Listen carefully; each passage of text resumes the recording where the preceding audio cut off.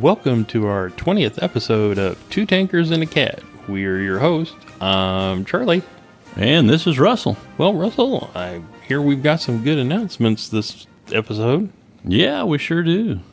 Our Patreon and even our PayPal's going up, and we really appreciate everybody's, support, and we're just so pleased with everything. I mean, we went international, and we've got thousands of followers, and this is just great. It is. I mean, it's well beyond my expectations, to be honest with you, and just so grateful for all the folks out there that's donating and helping this stay alive. I mean, it really means a lot to both of us. Absolutely. I know we got a PayPal from a friend of ours. Didn't we go up to Montana and see him, Kurt? Oh, yeah. Yeah, Curtis Kremlich, yeah. Yeah, he's one of the best World of Tank players that I've ever met. His in-game name is Cowboy MT. But on Patreon, we've got the $2 Stewart support, the $5 Sherman, and the $8 Abrams. And we've had we've got to give some shout-outs to those guys. Oh, yeah, we do. I think Andy Coe, or is it Crow? Crow. Looks like Andy Crow at the Stewart level. And then we got Kevin Shin. He's from Canada, and he's a fantastic tanker, and he's really involved. But he's originally from China, and he moved to Canada. So sweet. He knows how to play Chinese tanks. That's all I'm going to tell you. There we go. But he's an Abrams. Yeah, he's at the Abrams level. We also have another Kyler Montgomery. Yeah, Kyler Montgomery. He comes in at our Abrams level again. And I think he's from Texas. God bless Texas. Oh, I know. I would agree with that. Me and Russ had went down to Fort Hood, wasn't it? Or Fort Bliss? Fort Hood, yeah. Fort Hood, down in Texas. If you guys have not been to Fort Hood, it is just an amazing place. You need to go see their tank displays. And I'm really looking forward to doing a special on that here, hopefully in the next 2 or 3 months. Everything's getting kind of busy and hectic all at once, but hopefully in the next 2 or 3 months we'll have a short little video episode on Fort Hood and our experience getting on base there and getting on and seeing their 2 museums. Oh, absolutely. Very well worth the trip down there. And then one of my boys, Rick Schmidt, he follows the live stream when we're gaming, and Rick is just one of those guys. He's got his deck. He built a little gazebo, and he'll sit out there with his cigar and a little alcohol and sit out there and play tanks. And hey, nothing wrong with that at all. And he makes fun of me every time I get hit by artillery. Yeah. He's like, ah. You're pretty easy to make fun of, though. So. Oh, I am easy to make fun of. Everybody makes fun of the fat kid. And then we got some guy has a gamer tag or. Yeah, it looks like he used his gamer tag on the. And it's ODS Thero. Am I saying that right? It looks like it. Yep.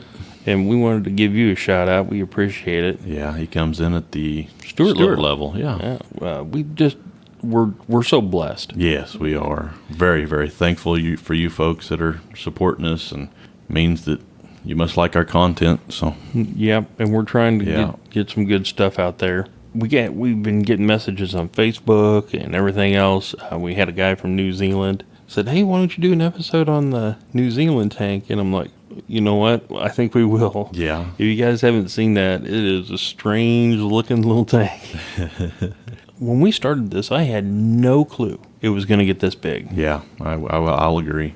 And it kind of tell you where we're at. Yesterday was July 4th. And then earlier this week was Tiger Fest. And friends of the show, Craig Moore, Ed, Sophie Watt, even Rob Cohen was up there in Bovington. And they were all like, when are you going to get up here? And I'm like, when we get a couple of thousand Patreon people sending us out there. Or, and Rita Gamer, she just found out about the show, so that's a bonus there. Yeah, that's nice. I'm kind of hoping some of the we'll make it to Bovington eventually. I mean, we'll get there. If we can get Wargaming sponsor us, there we go. Or somebody, we will play your tank game. Just send us to Bovington. I play it already anyway, so. I know. But we don't play well. I know. I was live streaming the other night, and I had a Wargaming staff employee message me, and they're like, "We appreciate you streaming our games, but could you play better?" And I'm like, "Oh." Is that the key to being famous? Like Quickie Baby and must be Circumflex and must be yeah. My personal hero is Sir Fosh. I watch all his stuff, and I'm so scared that he's going to tune into one of my videos and go, "Wow, this guy's terrible," and he thinks he's great. I'm like, I think I'm good. I had a guy actually say, "Have you played this game before?" And I'm like, I got 50,000 battles in this game. Tell us a little bit about the Podbean website. Yeah, I just kind of wanted to mention, we was talking about some of our followers and everything and how grateful we are for them. Last time I checked, we had about 37 followers on Podbean, on the Podbean website. If you haven't followed us on our Podbean, if you don't know, is where we actually upload our podcast to, so it's kind of the server that everything sets on. And if you just get on there and follow us, it would help us a lot, help get the word out that we are out there.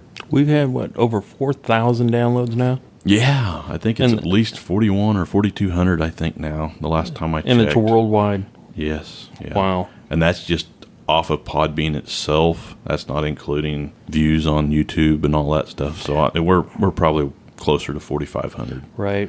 Well, when I was live streaming on Two Tankers and a Cat the other day, we had 1,400 people swing by and watch me fail at gaming. Hey, nothing wrong with that. On this episode today, we're going to be talking about the Panther tank, and I'm going to kill this name.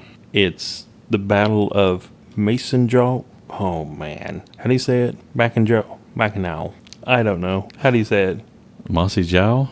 Maciejow. Or Maciejow, something like that. Yeah. We folks, we did try to figure out how to say it, but it's it's a little rough. Yeah. We have to give you a trigger warning. I know our European and some of our other international listeners don't understand, but in the United States, we have to give a trigger warning that could make people upset. We are going to be talking about the Panther tank, but we are going to discuss the 5th SS Panzer Division, the Viking, and it was recruited from foreign volunteers from Denmark, Norway, Sweden, Finland, Estonia, Netherlands, Belgium. They also had the notorious Dr. Joseph Mengele. He actually served with the SS Division Viking during its early campaigns. He served as a combat medic and was awarded the Iron Cross for saving 2 wounded men from a tank. So we got to give you a trigger warning. We are going to be talking about the SS, and we are going to talk about foreign volunteers. So, and Dr. Joseph Mengele. And if you don't know who he is, he's the Doctor of Death. He did experiments at Auschwitz, I think. So if that's not if you think you're going to be bothered by this content, please just listen to some of our earlier content, but we gave you your trigger warning.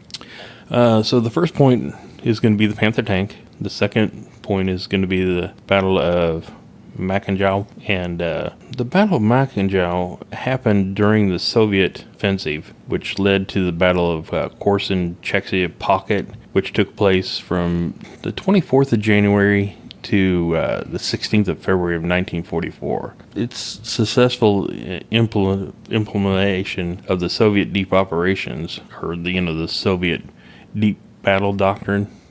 You remember that? Yeah. The breaking of the enemy's forward defenses to allow fresh operational reserves to exploit the breakthrough by driving into strategic depths of the enemy front. The funny thing about this big Russian offensive, Soviet offensive, Craig Moore has told me over and over, quit saying Russian, it was a Soviet. And I'm like, yes, sir, thank you, and I apologize. But the reason they were able to make this big push is the Lend-Lease. They got a large number of American and British-built trucks and half-tracks that gave the Soviet forces much greater mobility than they ever had before. Well, Russ, let's get started on one of my personally sexiest tanks in history. Now, I know a lot of people were like, oh, the Panther broke down and it wasn't very good. And I'm like, yeah, but it was cool looking.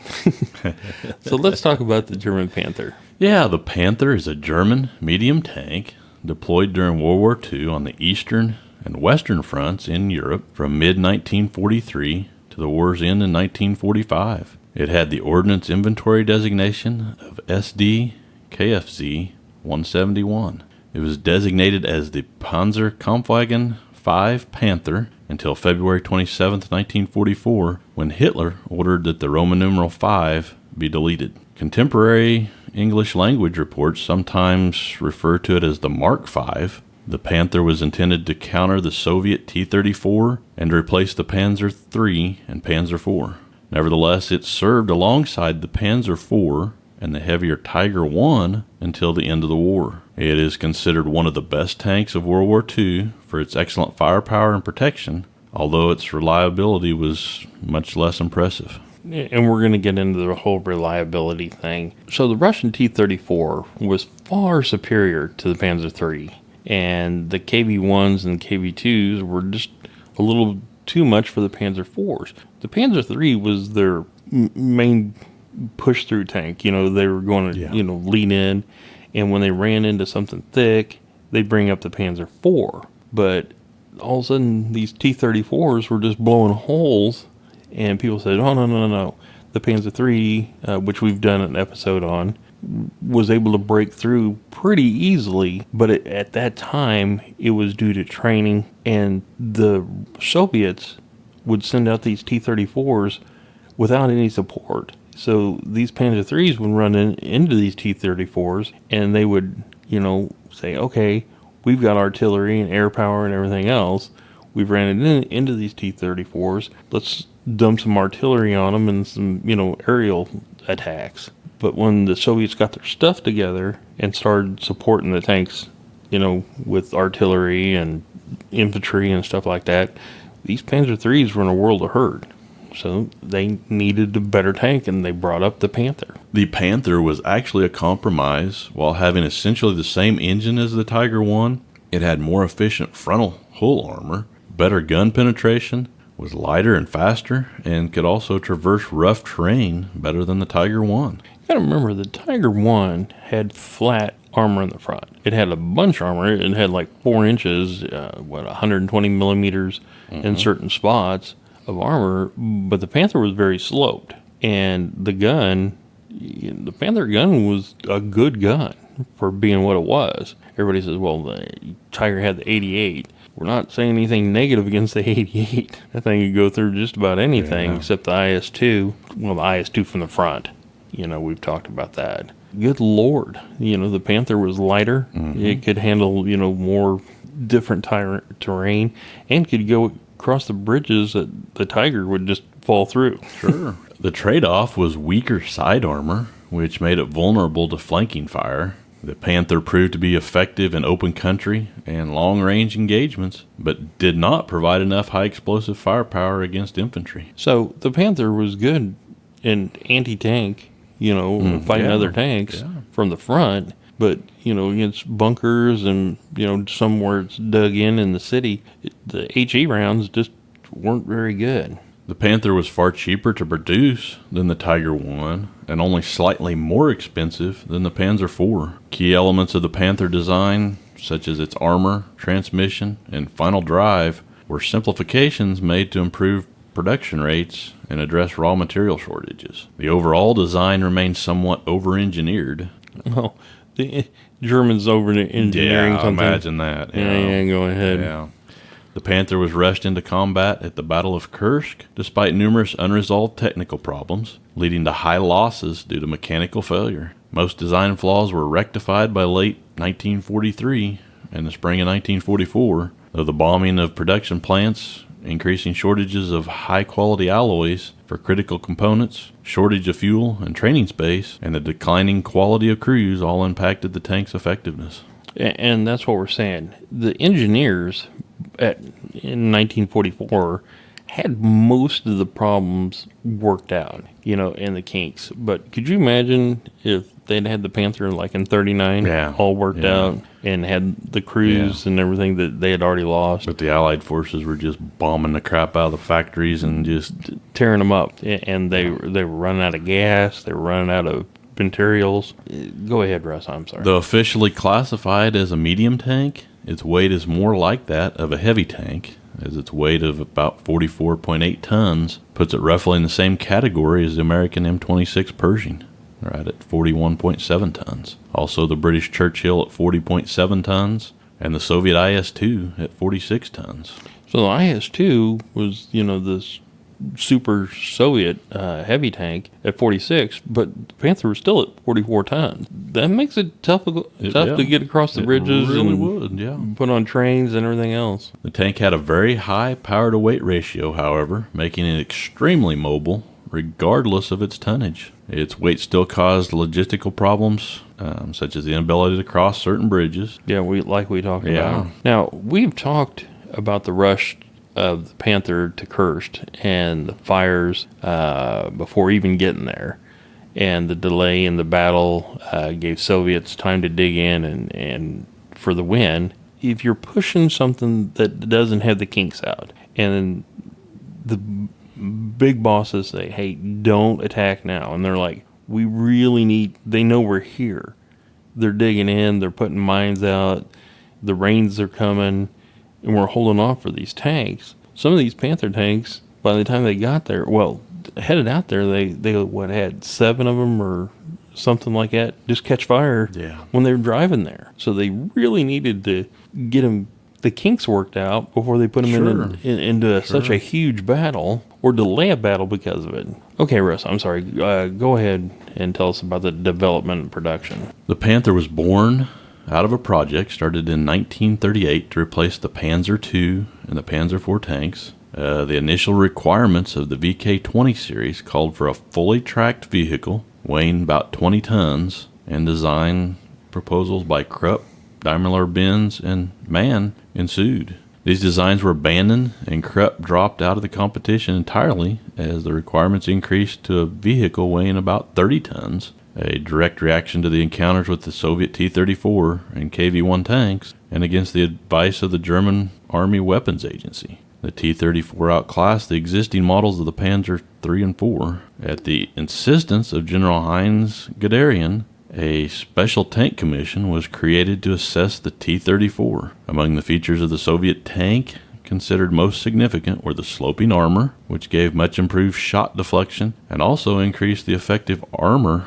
thickness against penetration. The wide track, which improved mobility over soft ground, and the 76.2 millimeter or 3-inch gun, which had good armor penetration and fired an effective high explosive round. They're seeing this T-34, and Heinz Guderian was their, head tank guy, one of their field marshals, and he was like, listen, this sloped armor on this T-34, we need to put that into effect. Our Panzer IIIs and our Panzer IVs are just getting outclassed. And with their wide tracks, they was great for the Soviet snow and the mud, and it was just a way better tank. They were like, okay, we're gonna have to get something that can fight against these things and overpower them.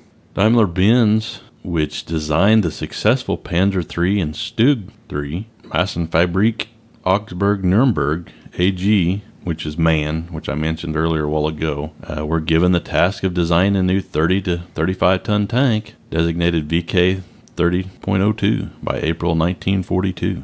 Now, the VK 30.02 is actually in most of your digital games, so that's one of my favorite tanks to play. I'll agree, yeah.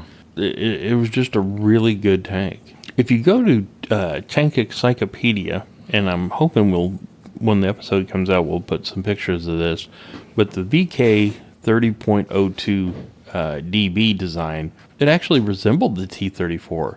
Its hull and its turret, and also was powered by a diesel engine. It was also driven from a rear drive sprocket with the turret situated forward.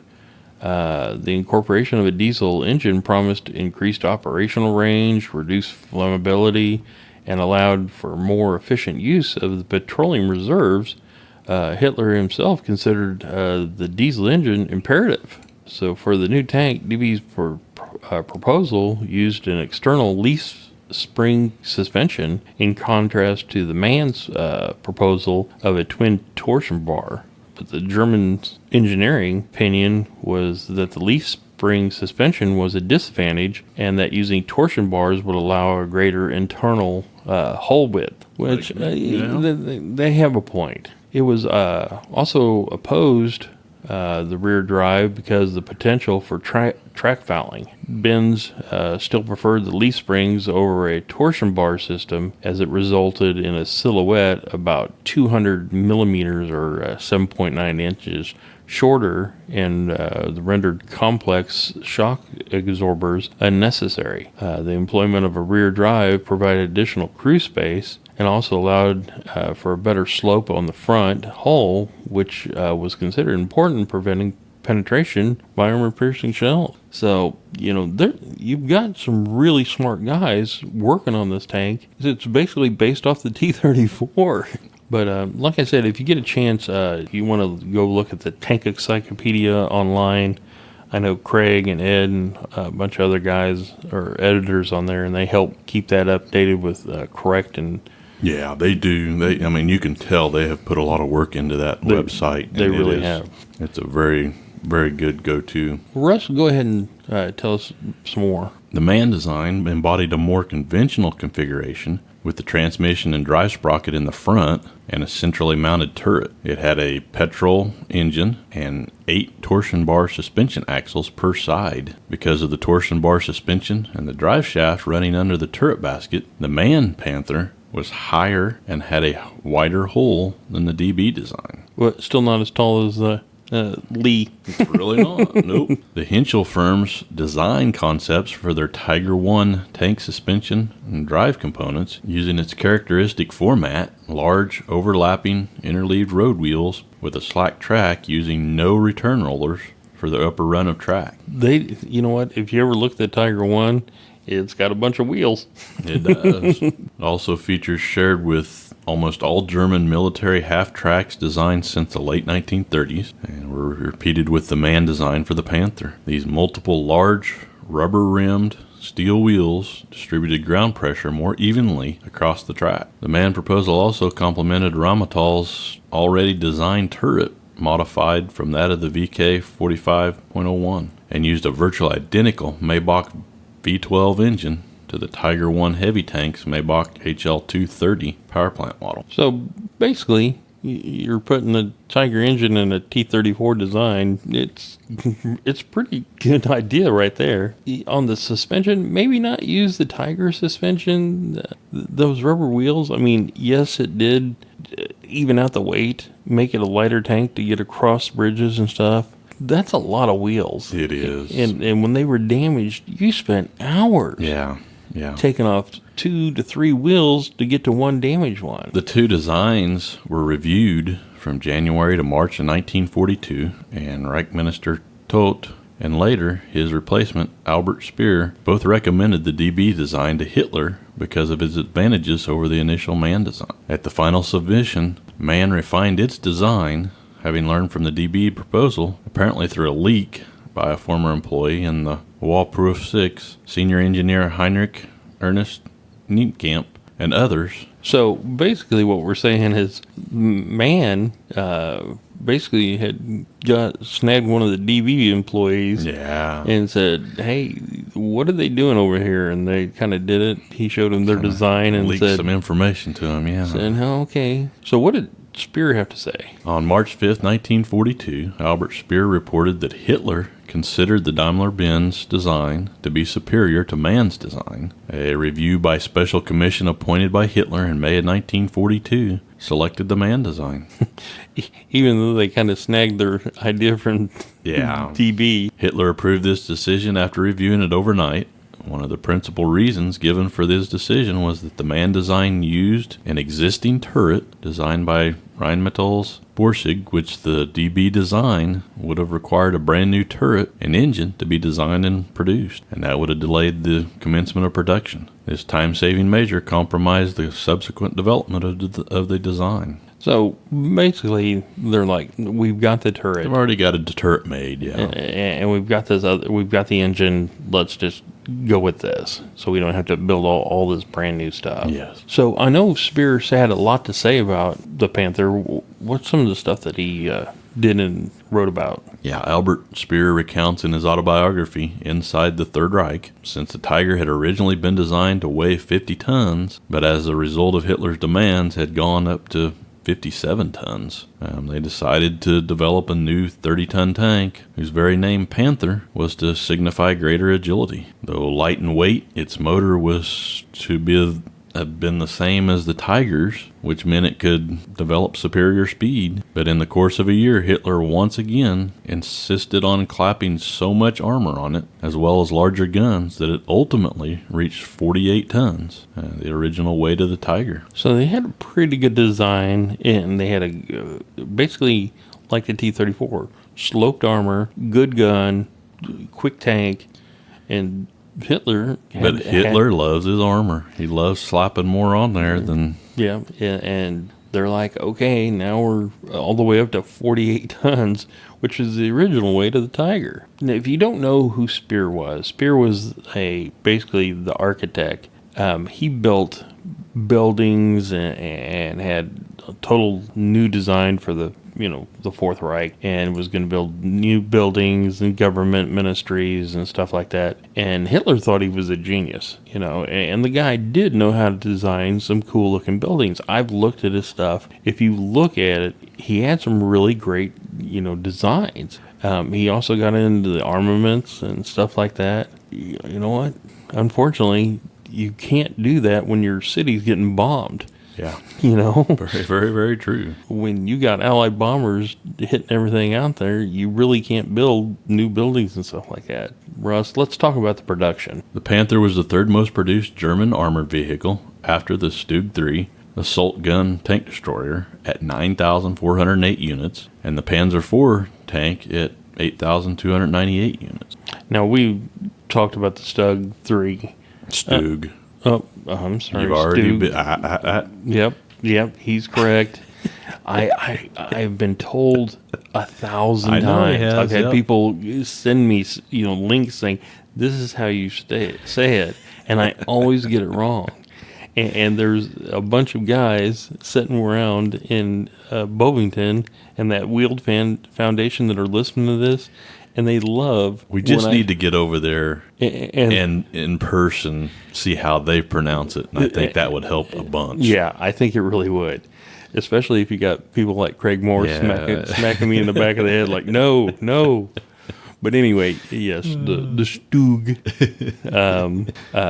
Salt 3, the tank destroyer, we've got an episode on. If you get a chance, you should go back and listen to that one. Yeah, they actually made 2 of the prototypes, and they were designated the V1 and the V2, and the dates on the prototypes was about September 1942. The Ossif D, they made 842 of those between January of 1943 September 1943. And the Ossif A's, they made 2,200 of those between about August of 1943 to August of 1944. They still had a few problems with those. Yeah. Having engine problems and stuff like that. Yeah. Still ironing out the issues. The Ossif G, they made approximately about 2,961 of those between about March of 44 and April of 1945. Now the G's is when they pretty much had everything worked out. There was a few little kinks, but the G was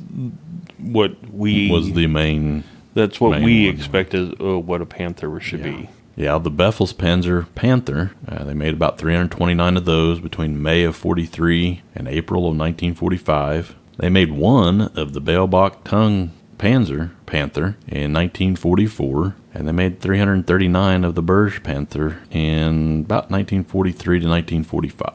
And that was about the end of the war. Yeah. The Panther production in 1944 by manufacturer, 35% of the Panthers were made by MAN, 31% were made by Daimler-Benz, and 31% was also made by Maschenfabrik, Mm-hmm. and 3% was made by Niedersachsen Hanover. And others. And others, yeah. The cost of a Panther tank has been given as about 117,100 Reichmarks. The Germans produced the Panther tanks between 1943 and 1945, and in 1946, 9 Panthers were produced for the British Army.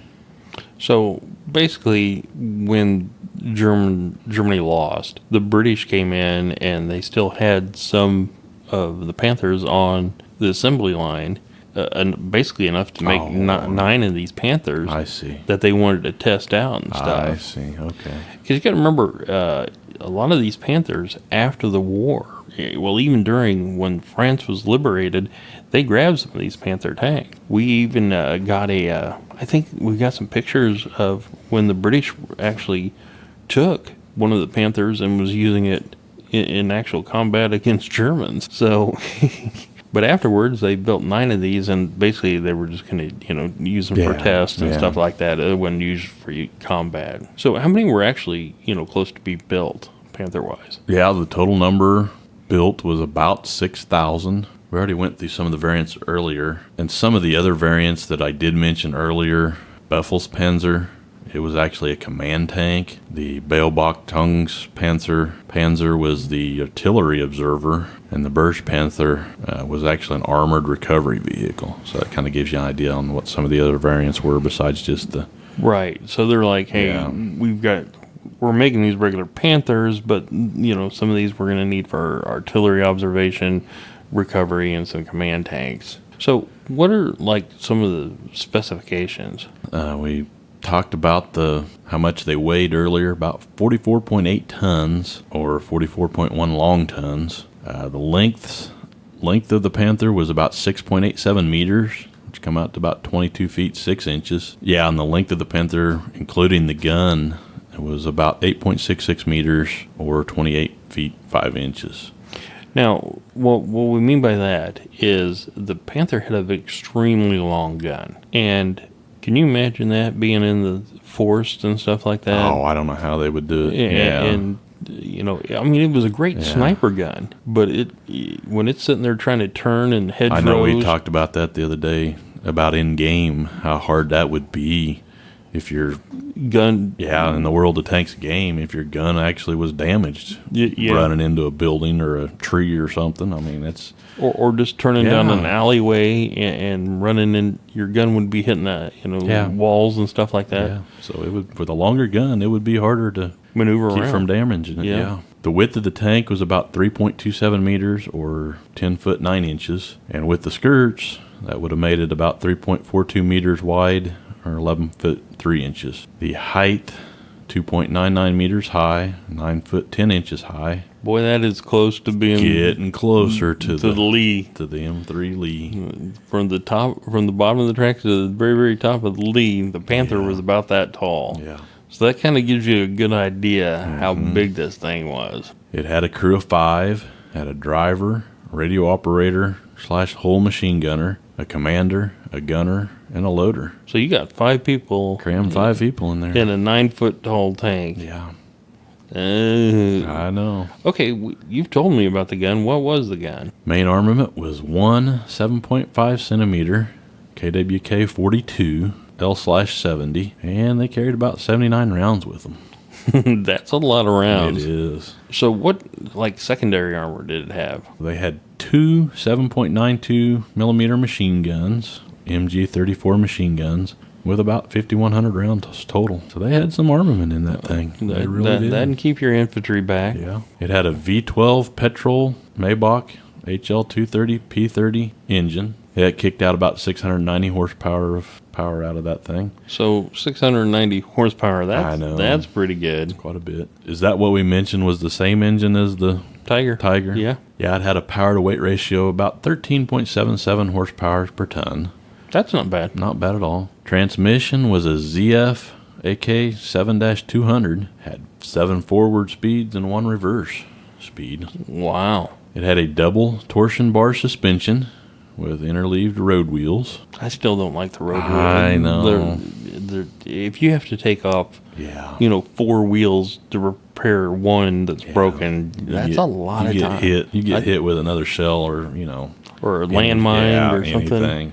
You're going to be down for a while. That'd be rough to fix out, especially if it was really cold or it was raining, muddy. Oh, man, what a mess. Had a fuel capacity of 720 liters or 160 gallons. Operational range on the road was about 200 kilometers, 120 miles, or across country, the range was about 100 kilometers or 62 miles. With a full tank of gas, you're moving, you're in a good sniper tank. All right, what kind of speeds are we talking about? Yeah, the speed was about 55 kilometers an hour or 34 miles per hour on some of the first models. And then they kicked it down a little bit to about 46 kilometers an hour or 29 miles an hour in some of the later models. Yeah, because they were putting on stuff that Hitler wanted. Hitler's armor that he wanted on it. Made it, a 30-ton up to a 40-ton? Probably not a good idea. Probably not a good idea. If it's not broke, don't fix it. I know. We've talked a little about how the British had taken 9 of these Panthers off the assembly line and used them. And when I say used them, they didn't use them in combat. Now, the French did. In fact, I was sitting there watching the Tiger Fest guys. They're like, hey, look, we got new French Panthers, and look at the camo and stuff like that. There's a French tank museum. I always kill this name, Samoa, but they've got a Panther out there that they've been, showing off and taking. So, the French, they were there, they were broke down or left behind, so they grabbed them and they used them. The Panther was a good tank at that point, especially the G models. Yeah, kind of getting into some of the combat use. The first production Panther tanks were plagued with mechanical problems, like we had already talked about. The engine was dangerously prone to overheating, and it suffered from connecting rod or bearing failures. They had gasoline leaks from the fuel pump or carburetor, as well as motor oil leaks from the gaskets that produced fires in the engine compartment, which resulted in the total write-off of about 3 Panthers due to fires. And this was in February of 1943, during one of the very first, probably, combat uses. Yep. So 3 of them burned down. Just burned to the ground, probably, yeah, before they could even get to where they were going. If you're spending 117,000 Reich marks and you're sitting there watching it burn down, just trying to push to the front, you might have some problems. The transmission and final drive breakdowns were the most common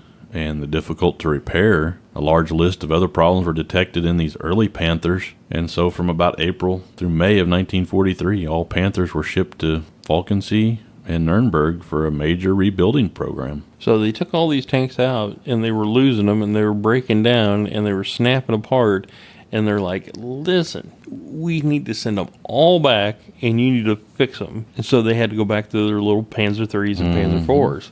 You take a tank crew that's with the Panther, and they fire the gun, and they've got the armor, and then you take them out of that tank and stick them back in a Panzer III, that's got to really play on your mind. And if I had to guess, somebody probably paid dearly for some of these issues. Oh, could you imagine, Hitler's, SS, and the Gestapo saying, why do we have to load up all these tanks and bring them back? Yeah. Somebody had a bad day. Yeah, the rebuilding program did not correct all of the problems, so a second program was started at Grafenwöhr and Erlangen in June of 1943. Reliability finally improved with the Osif A and later G of the Panther, with availability rates going from an average of 37% by the end of 1943 to an average of 54% in 1944. Now, what they're talking about is if you have 100% of your tanks moving from the factory to the battlefield headed out, 37% of them were actually at the battlefront ready to go. And that's what we talked about the M4 Sherman. You sent 100 tanks over there. You got 100 tanks in the field. They were ready, yeah. They sent 100 tanks, and they had 37 ready to fight. Yeah.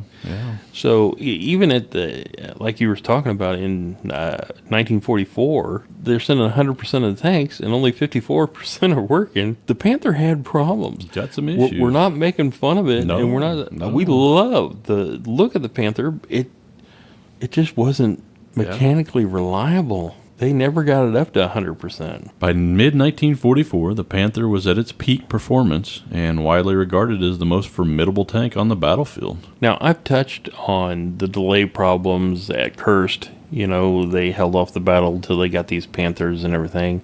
And I, touched on this. So, Russ, when Hitler wanted to know about the Panther, what did Guderian, report back to, Guderian's there on the front lines, and they're sending these Panthers back, and Hitler's like, hey, I want to report. What did he say? Yeah, it was not until June 23rd to 29th of 1943 that a total of 200 rebuilt Panthers were finally issued to Panther Regiment von Lockhart of the 4th Panzer Army. 2 were immediately lost due to motor fires on disembarking from the trains. So they get 200 of these things that have been rebuilt, and they're starting them up to get them off, and 2 of them burned down getting off the train. Surprised it didn't burn the train down. No doubt. By July 5th, when the Battle of Kursk started, there were only 184 operational Panthers. Out of 200 that they rebuilt and sent back, and now they're holding off, waiting. They're saying, don't attack till you get these Panthers. So by the time they get them up there, there's only 184. And within 2 days, this had dropped to 40 out of the 184 operational. So now we went from 200 all the way down to 40 tanks. Good Lord.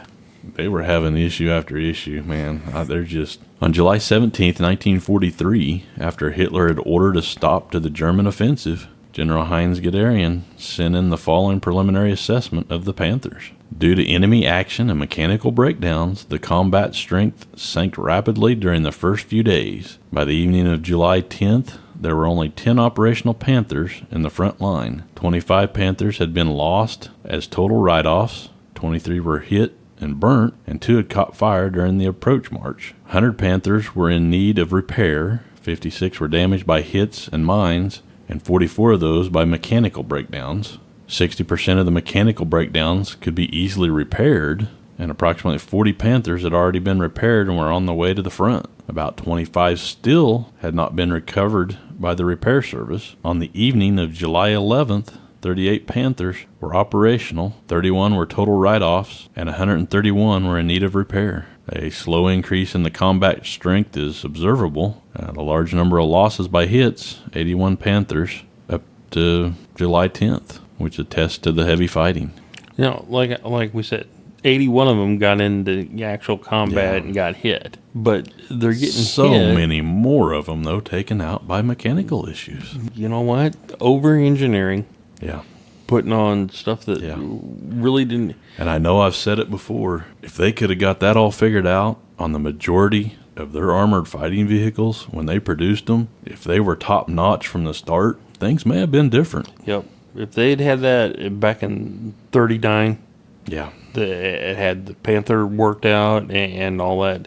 Yeah. It would have been a totally different deal. They went through these issues with almost every one of their armored vehicles. So, by most standards, the Panther was a complete failure. Tell us about their use in the West against the Allies. We've kind of talked about the Battle of Kursk and how the Soviets were sitting there just watching them break down.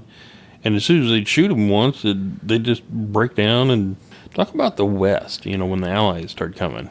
At the time of the invasion of Normandy in June of 1944, there were initially only 2 Panther-equipped panzer regiments in the Western Front, with a total of about 156 Panthers between them.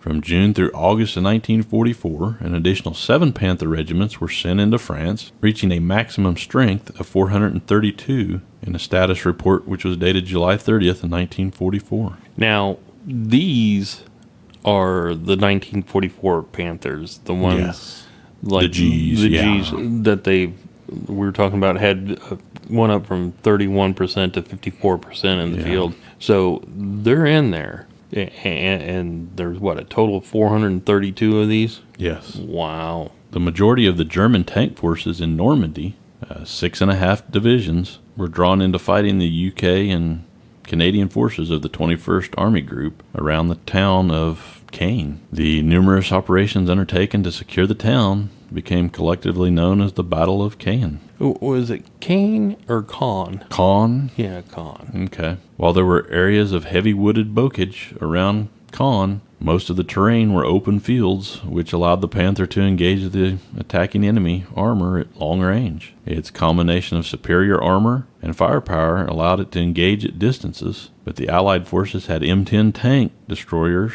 Sherman Fireflies, and 17-pounder anti-tank guns. So the Canadians and the UK, or the 21st Army Group, started fighting them after they got out of hedgerow country in some of these flat areas where the Panther excelled. The British had the M10s, tank destroyers. They had the Sherman Fireflies with the 17-pounders, and they had brought a bunch of 17-pounder anti-tank guns. The Panther, it was doing good, and it was a sniper gun, but the British were pretty much ready for sniping tanks too. You know, the Sherman Firefly and the M10 tank destroyers, even the 17-pounder anti-tank guns, they'd take out these Panthers. The UK forces had our M10s. We were making these M10s, but they were upgunned with the powerful 17-pounder. So they've got the Firefly, which everybody knows was a great, tank killer. But then they brought these M10s that were sneaky and light, and they put 17-pounders on those. And the 17-pounder version was basically called the Achilles. The troops didn't call it the Achilles, but it was kind of like designated by the uppers. The 17-pounder M10s conversion were designated various ways with a C suffix added on to the M10.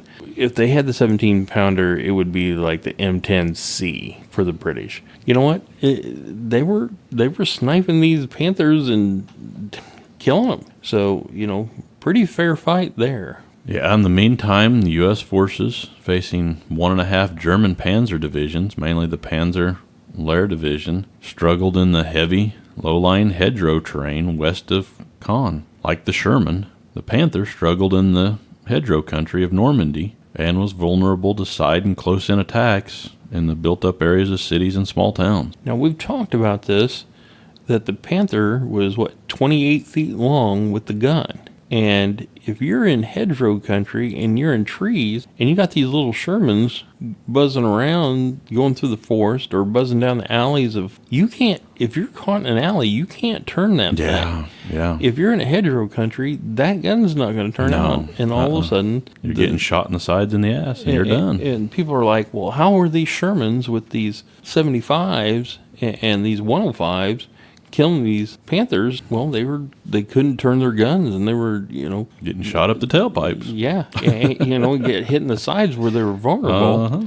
But again, they couldn't turn their guns. If you're in a heavy forest with big trees or even little bitty shrubs, if you got a little 105, you're shooting HE, you're going to really destroy a Panther. The commander of Panzer Lehr Division, General Fritz Bayerlein, reported on the difficulties experienced by the Panther tank in the fighting in Normandy. While the Panzerkampfwagen 4 could still be used to advantage, the Panzerkampfwagen 4, the Panther, proved ill-adapted to the terrain. The Sherman, because of its maneuverability and height, was good, and the Panther was poorly suited for hedgerow terrain because of its width. Long gun barrel and width of the tank reduced maneuverability in village and forest fighting. It is very front-heavy and therefore quickly wears out the front final drives made of low-grade steel. Also had a very high silhouette.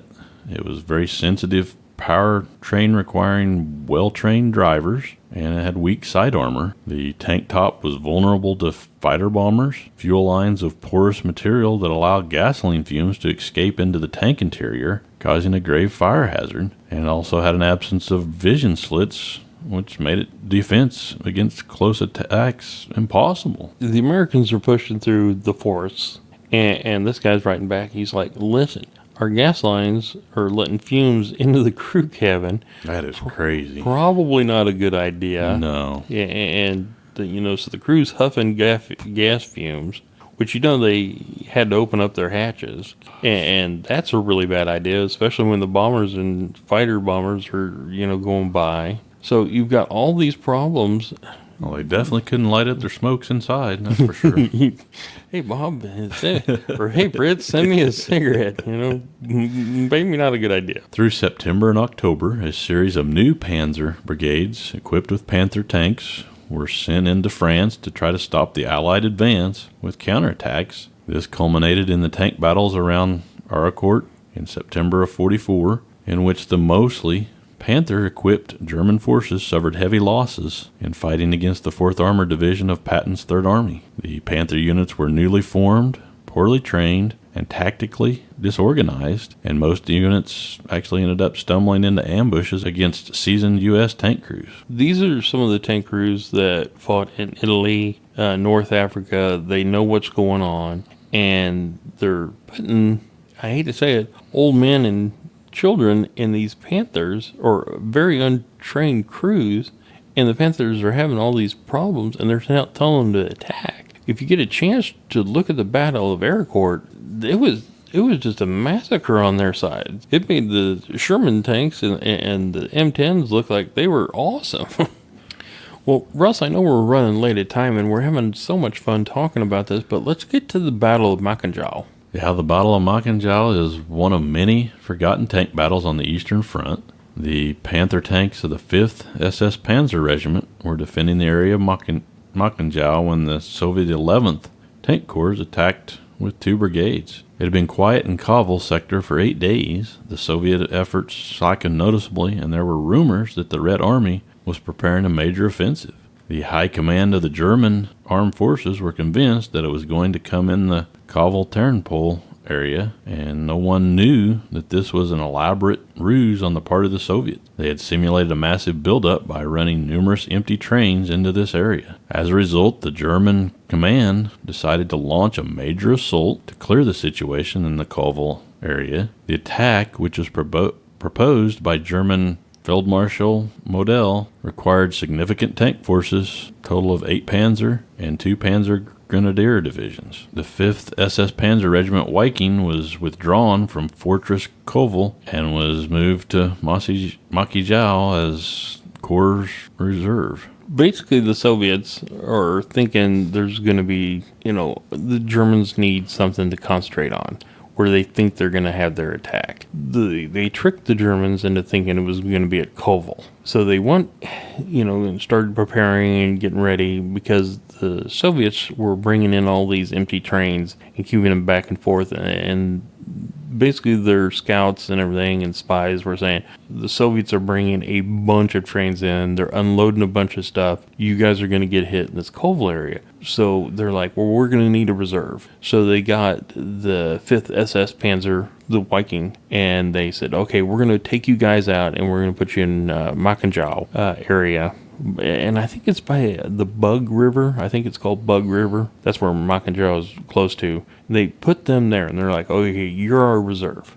So if we get in a big fight, you're going to come in and be the cavalry. So they put them down there. But what they didn't know is the Soviets were planning to just force their way through Maciejow. So the SS Panzer commander's like down there, thinking he's going to be reserve, and then he's starting to notice, I think they're going to hit us here. And of course, German command saying, no, they're not going to hit you down there. The Soviet offensive began early on the morning of June 22nd, 1944. The Germans were taken completely by surprise, and all remained quiet in the Kovel area. This was exactly the opposite of what the German command had predicted. The experts had made a fundamental miscalculation. In no way was Kovel the beginning of the Soviet offensive. The LVI Panzer Corps moved into their old quartering areas near Maciejow, creating Battle Group Mühlenkamp, who would remain in the Maciejow area to cover German withdrawal movements. They finally figured out that it's not going to be there. They send the LVI down basically with the 5th Panther, and they're starting to fall back, and they're like, oh, they're going to hit somewhere else. So they're trying to move to a safer spot to find out where the Soviets are going to hit, and then they'll bring their forces up to counterattack. So they're still moving and shoveling and everything, and these guys are stuck in Maciejow going, wait a minute. Something's wrong here. General Muhlenkamp's job is to hold the enemy until the infantry has reached the new line and dug itself in. Hans Muhlenkamp now had a clear picture of the situation, and it was a situation that was desperate. Battle Group Muhlenkamp received the following radio message: maximum readiness. The enemy will probably soon begin its breakthrough attempt at this spot. Days earlier, Muhlenkamp had reported to General Hossbach, the terrain facing our front, which is considered too swampy for tanks to cross, has been drying up so much that the tanks can drive 100 meters further every day. A surprise attack must be expected soon. On July 6th, General Hossbach came and together with Muhlenkamp to see the swamps had dried up so much that a general attack by the enemy had to be expected. Furthermore, increasing tank noises had been heard from the forest southwest of Maciejow in recent nights. The enemy was believed to be massing strong armored forces there. They didn't think this Maciejow was going to be a battle area because it was swampy, and, they're like, oh, you're going to be fine. They can't get through there. But the swamp area, the mud and everything started drying up so much that 100 meters a day, and then you're out there and you're listening to T-34s and KV-1s and IS-2s rolling around, and you can hear gas trucks coming up, and you're like, General, they're going to hit us. And they're like, well, you need to hold here because we're digging in and waiting for them to come and attack the infantry. And he's like, wait, you want us to wait for all their armor? Ooh, boy. What do you think the enemy will try? Muhlenkamp, the commanding general, asked the battle group commander, and he responded by saying, I expect that the enemy will try to break through, and that would explain the strong concentration of tanks opposite our front. Afterwards, the enemy will try to close the circle around our entire army, therefore request that I be allowed to redirect my tanks, which might be simply overrun here to more favorable position. And General Hossbach replied by, well, we'll see. This General Hossbach is asking, Muhlenkamp, what do you think?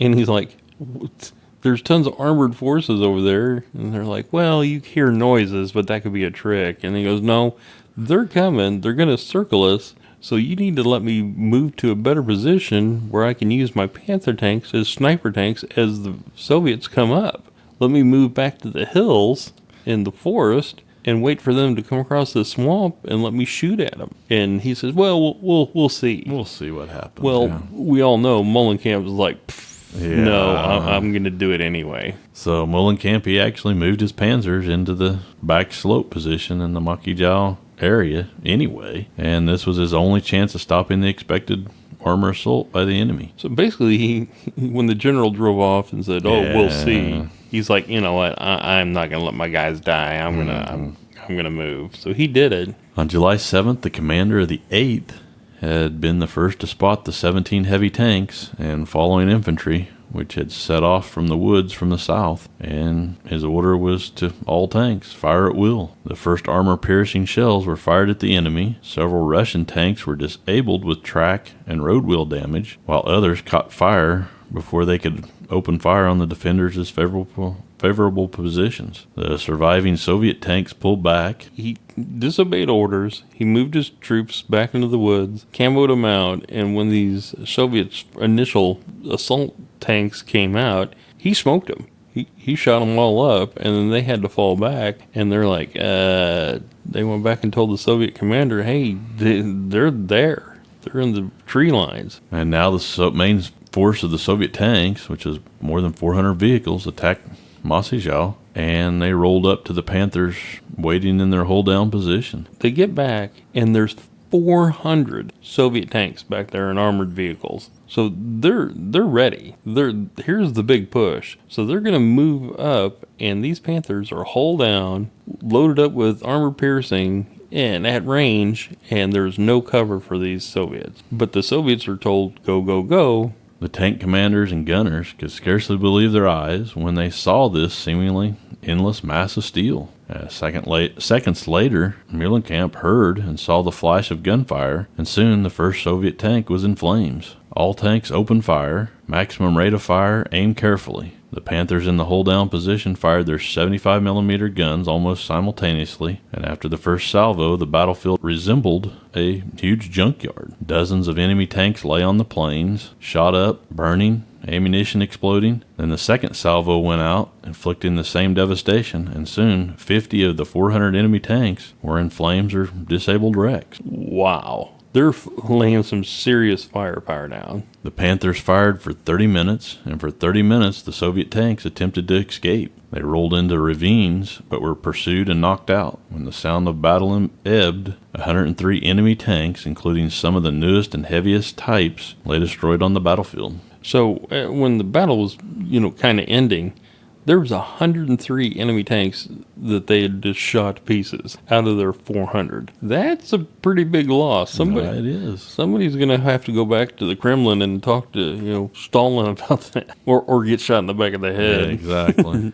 Muhlenkamp's report of the destruction of 103 enemy tanks appears to have met with disbelief from General Hossbach, for he sent Lieutenant Peter Sauerbruch to count the knocked-out tanks on the battlefield. When the officer was finished, he had counted 103 wrecks. He went into the woods the Soviets retreated to and found at least 150 more enemy tanks had been damaged in this duel of armor and had sought shelter in the forest. The general gets the report, hey, Muhlenkamp backed up.